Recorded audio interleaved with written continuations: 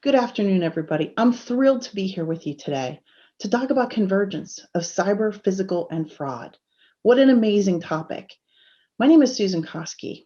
I'm the Senior Vice President and Head of Security and Enterprise Response at PNC.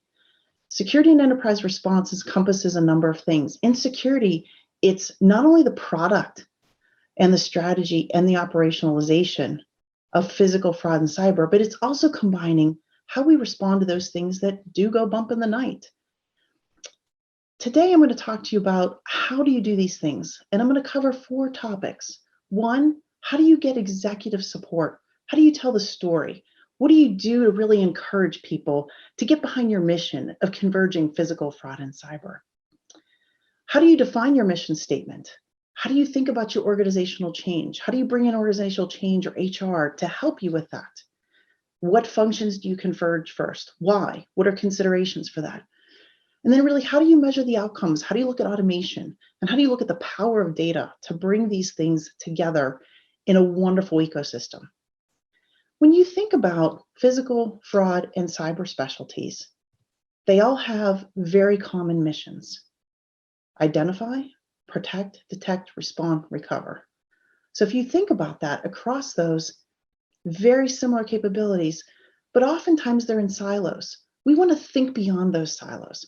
We want to help our company converge these functions into one to get the beauty of them and the essence of the original function. So how do you tell the story? What do you say to your executive leaders? You really want to start by helping people understand the challenge you face, the challenge all of the areas face. When you look at our adversaries, they're smart, they're sophisticated. In some cases, they know our attack surface better than we do. Our job is to know it better than they do. There's a lot of things up here on the screen. Third parties, people, your systems, your data, what you're protecting. But as security, we've got to cover it all. We can't afford to miss a building, an application, a piece of data. We've got to cover all of that. When you think about the complexity of these solutions, sometimes we have legacy systems that connect to very sophisticated systems, very complex in pulling all that together and protecting it. When you think about people are working remote, people are sometimes in the office nowadays. How do you make sure you cover that? And then when you look at third parties, you're entrusting those third parties to take care of what you entrusted them with. We have to then protect our data, maintain the confidential integrity and availability. We have to protect for life, loss of life. How do we protect our executives? How do we protect our buildings? How do we protect our people from the various things that go on in the world today? And then financial. When you think about fraud, it's about financial risk to the customers and to the company. Couple topics and a couple key things I'd like you to keep in mind. There are 2 billion websites in the world. The cybercrime from Cybercrime Magazine is $6 trillion here in 2021, or planned to be. It's expected to grow to almost 10 trillion in a couple years, which is about a 15% year-over-year growth rate. Wouldn't you like that in your own portfolio? And when you consider that being about $10 trillion, the US GDP is about 20 trillion. So it really puts things into perspective that it's half of the GDP of one of the top 4 countries with the highest GDP. And when you look at spending in IT, we're at about 4 trillion. We could go to 30 trillion. So it's going to be all about the systems that we have, the connectivity of them, and the ubiquity of them, and how do we protect them.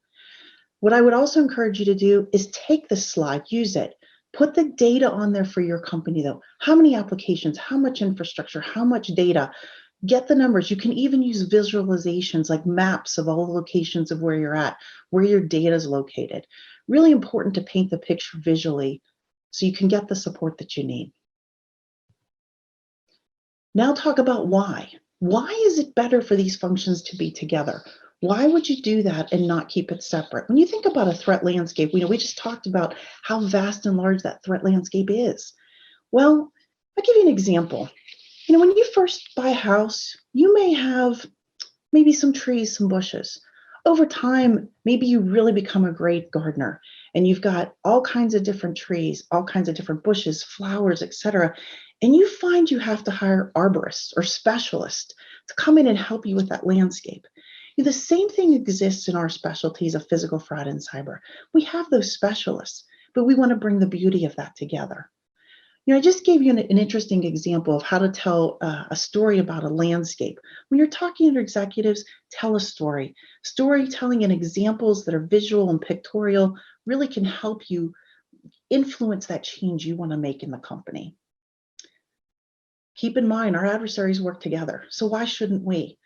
When you think about SolarWinds and that particular attack, it is very well coordinated, very well thought out. Program managers, DevOps types of folks, people working together collectively to target that attack surface to get in and change that supply chain.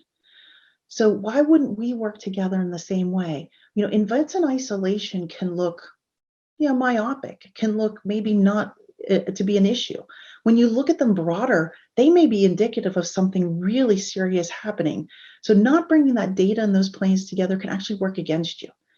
In a lot of these areas, we share risk domains, whether it be monitoring, threat intelligence, responding, or identity, and even insider threat. Same common concepts. They all have physical fraud and cyber components to them. So how do we really bring them together?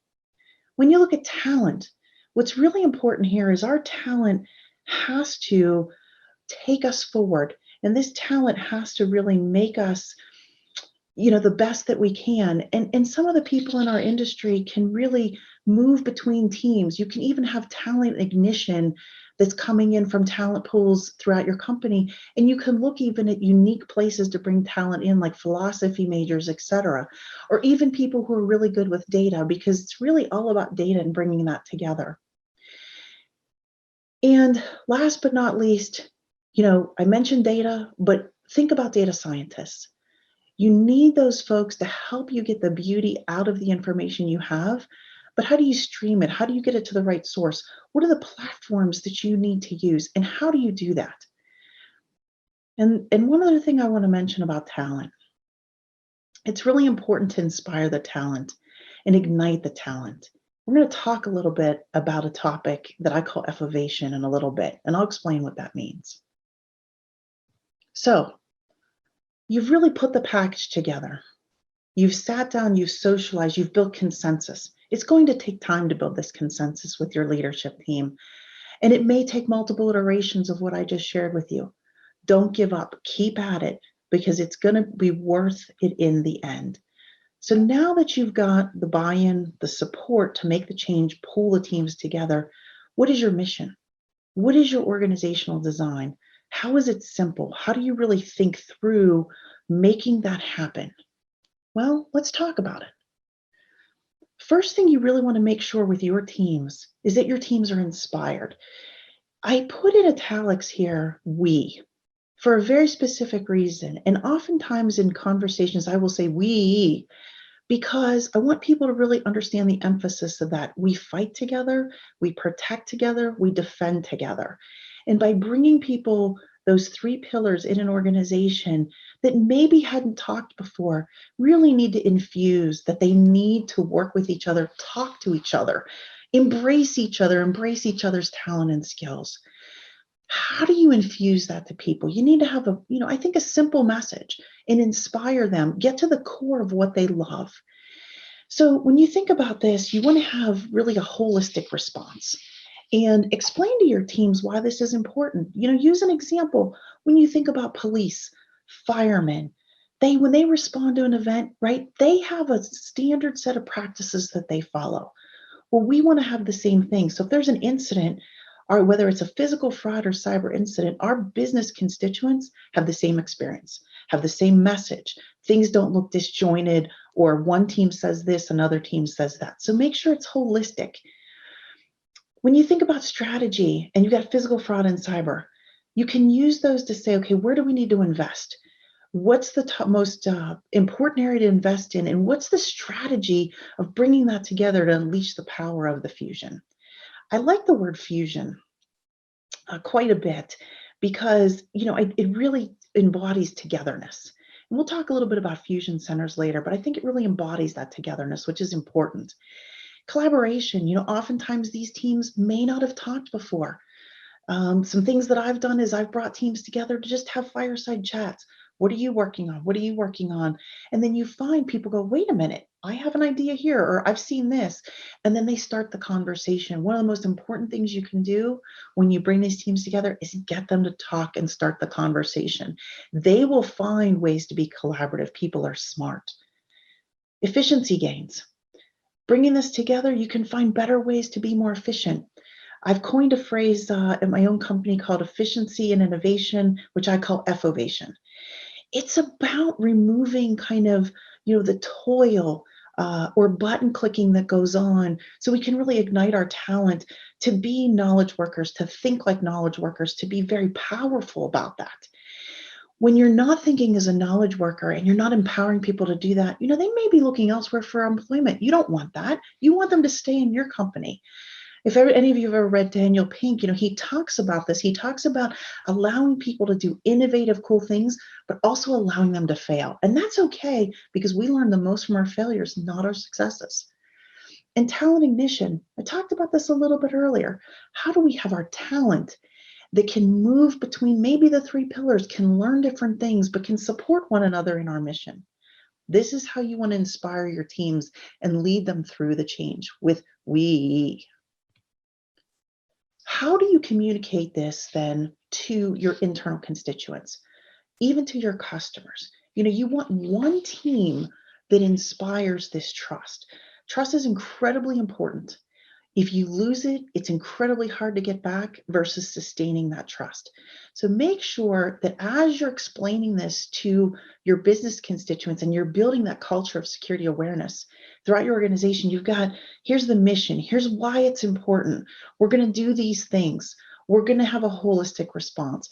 We're going to have a holistic strategy. We're going to be more efficient and innovative.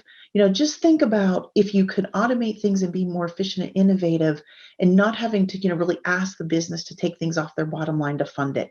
That is an incredible pivot, an incredible story to tell the business. But again, something very simple that you want to have and explain to all your constituents to really get that groundswell of support from others across the company for your mission and your vision. How do you think about the organizational evolution? When you look at physical fraud and cyber, they're traditionally in different reporting lines, different executive leadership, separate reporting structures.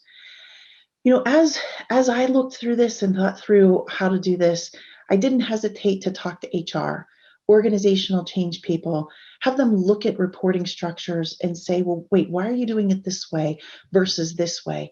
And one of the really great things, and it's noted here on the slide, was how do you keep the functional essence and retain that beauty, but also enable the change? It's really hard, but it's really, really impactful when you can make that happen. So initially, you'll probably get to one org. You'll still have three pillars. Over time, though, what you want to get to is fused functions and functions that make sense. Not all functions that I may mention may make sense for your company, but I think they probably would. And really bringing those functions together, fusing them so that it's not a pillar, it's really the essence of the functions, but the beauty of the fusion together. And again, make sure you have others help you. Think about it. Organizational change agents, HR, people who aren't living it day to day, who can maybe have a fresh perspective and something different that will help you be even more effective as you do this. So now that you've really defined your first steps, you want to also make sure as part of that, you think about what are you going to converge first? How do you think about what are the most critical areas to converge first? I'm going to talk about threat intelligence, incident response, and operations monitoring. There are also areas of convergence like identity and insider threat that are also very important. I'm going to focus on these three and talk a little bit about the latter two at the end of this. So, threat intelligence. Threat intelligence to me is something that leads your program, an intelligence-led program. And I use the word glue because it does drive priority, right? Intelligence may tell you that there's something tactical happening, but there also may be something strategic that's going to occur that you need to pivot to or potentially invest in that's new or different. How many of us would have expected SolarWinds? I think we all knew that there were some potential risks and issues in our supply chain, But, did we ever think that was necessarily going to happen at that, complexity and scale? Maybe not. But intelligence is really that glue to drive the priority. So when that happened, how do you respond to it? How do you act? What do you invest in? How do you change those priorities for your company? But how do you really take that information and enrich it? When you look at physical fraud and cyber, and you want to bring these specialties together, you want to have threat intelligence. If you don't have a threat intel function, you can build this from the ground up. But maybe you had a cyber threat intel team. Well, let's build in the physical and fraud into that. Physical folks really typically have good coordination with law enforcement. They often come from law enforcement types of roles. Well, you know what? Let them keep that interaction and that specialty. In cyber, these folks are often really good with communicating with legal internally or doing threat hunting. Let them keep that specialty. In fraud, they're very good about customer interaction, customer education. They're often on the forefronts of talking with customers or, other teams in your organization that may talk to customers. Make sure you allow that to happen. But across them, have the same common mechanism for your intelligence request, your delivery of intelligence information, and really that executive reporting across all three of those. And then strategically, you want something that wraps around looking at what is our reporting, what are our requirements, how are we managing the vendors? How do we ingest that data and really take action on it? One thing too I want to mention here is don't assume that a traditional tool, perhaps a traditional cyber tool, couldn't potentially be pivoted to get physical information. Make sure though that whatever tools you use, you try to see if there are some that can kind of cross those three pillars for you. And then industry organizations. There are a lot of industry organizations out there that actually have all three pillars. Join those. Have your teams connect into those. Have them be part of the threat intelligence journey. Really bringing it together is incredibly important, whether you have nothing or you maybe just have the cyber piece. You then want to bring in people that do have fraud background or physical background. You don't necessarily want to take a cyber person and train them in physical or fraud intelligence because they haven't lived the role.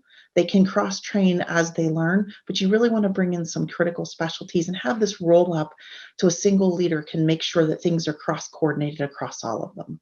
So again, one of your first steps that you could do in converging threat intelligence.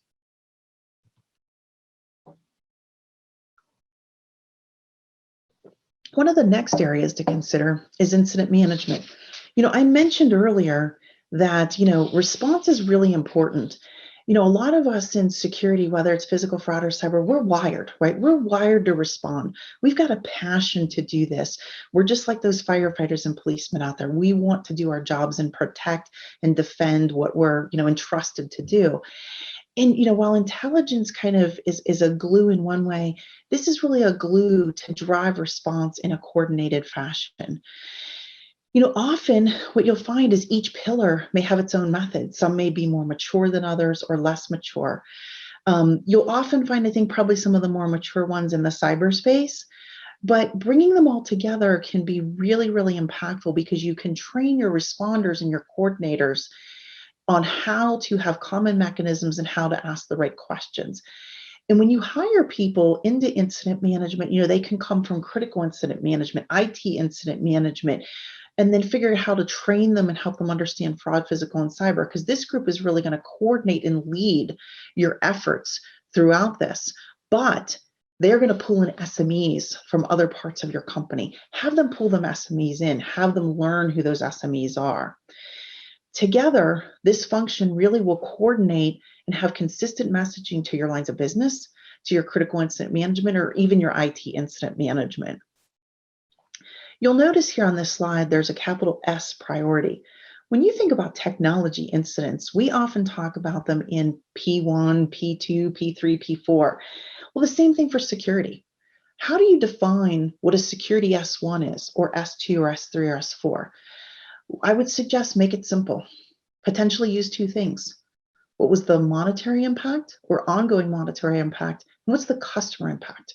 Whether that be internal customers or external customers, specifically if you're internal customers and you're responding to an insider threat type of issue.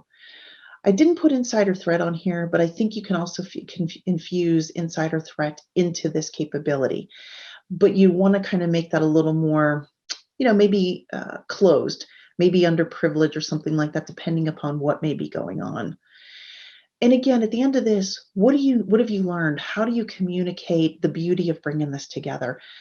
Quarterly, monthly, meet with your businesses, share that, but also in collaboration with your businesses, build those playbooks. For fraud, as an example, if you're dealing with folks that, you banking, or whether it's a commercial client or a retail client, your response is going to be different.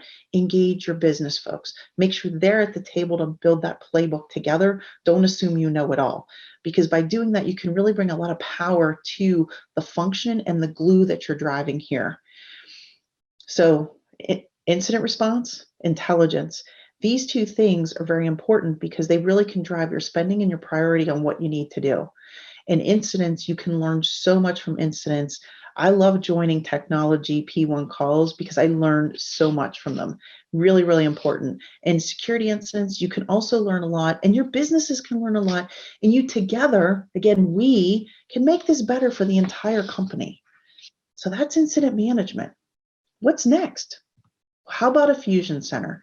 Many of us in the industry have talked about fusion centers for some time, but these centers really bring the beauty of monitoring for cyber. So your traditional cyber SOC, your fraud operations, your physical, your insider monitoring, you bring it together, right? You share the intelligence, you share case management, you share what means an event, an alert, an incident, what then goes into the incident response team, but really having a common data plane. Your common data plane may be just a SIM, and then you may get to kind of a big data platform.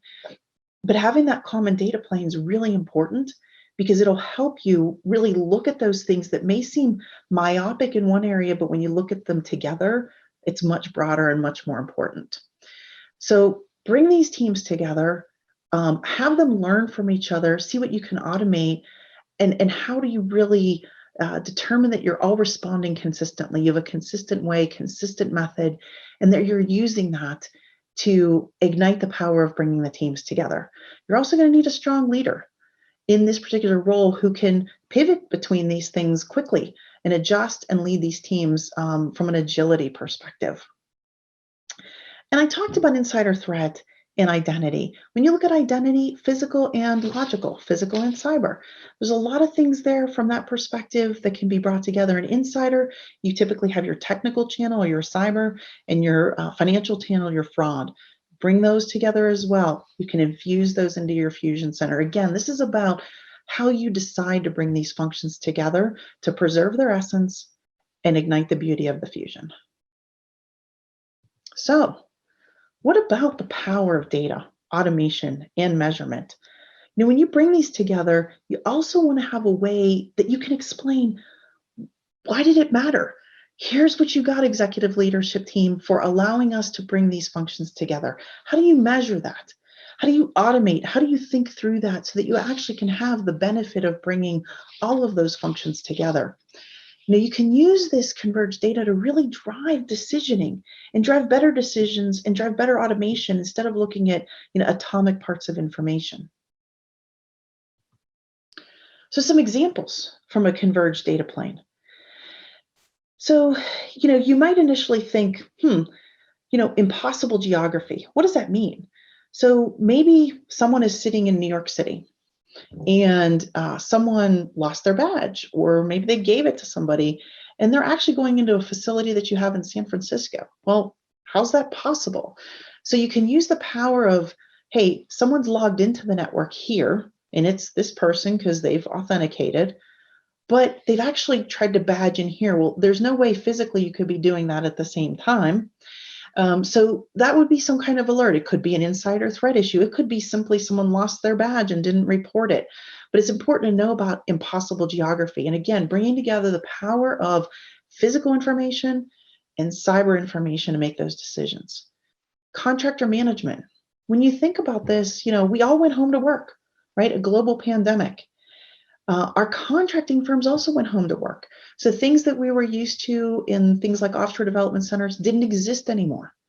So now we had to really think about, how do we know that these folks are logging in from where they're supposed to be?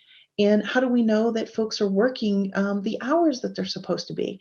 So using that data, and again, some physical elements, cyber elements, but also used to inform third-party risk, third-party risk management and financial risk management to make sure that, there was alerting when things were not abnormal and when there might have been some kind of unexpected access during times that weren't normal working times. And I'm going to talk a little bit about third-party risk.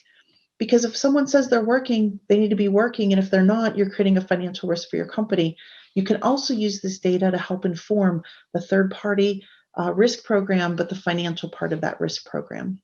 And then cyber and fraud. When you think about adversaries out there, what are they doing?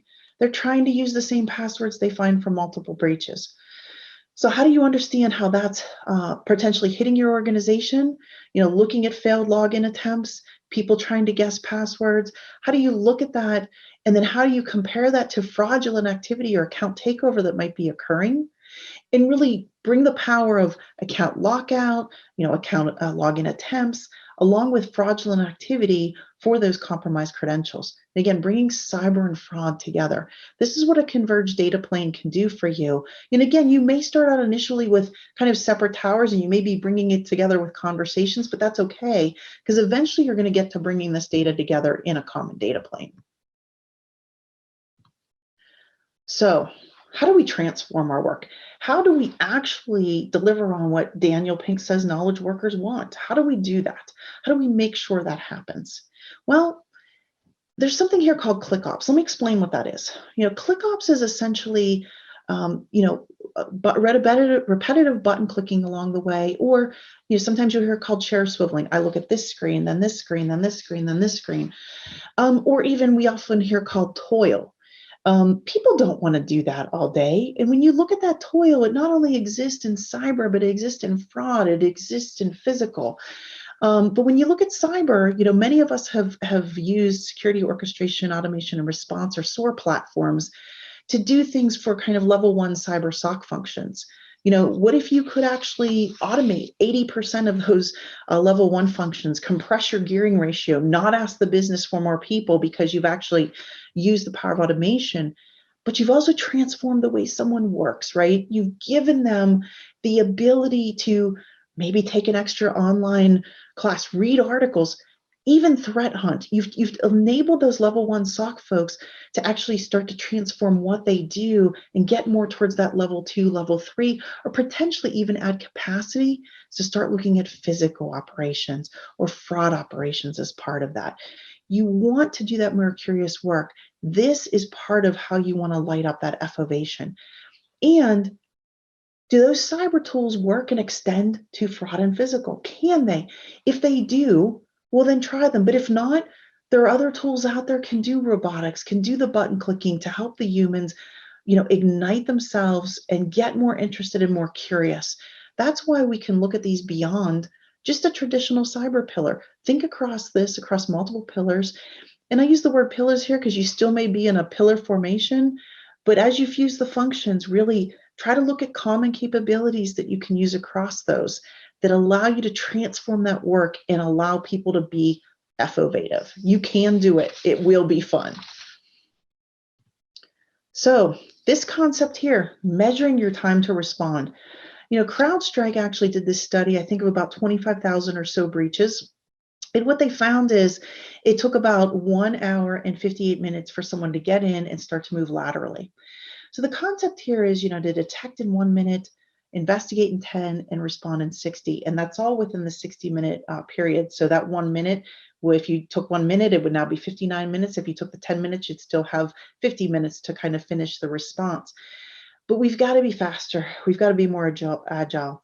And bringing these teams together and the data can actually help you be more agile in responding to maybe a new fraud, a new physical attack that may be, going into a building where you have computers and things like that, that could be a cyber issue. You've got to have that information so you can respond faster. Traditionally, some folks may think this is aspirational, and I think sometimes you can see it that way. However, if you don't measure it and try, how do you ever get to achieve the aspiration? So when you look at cyber incidents, we've used this to actually look at how long does it take to respond to something, whether it's low, medium, or high, or even critical, and how do you continue to improve that response?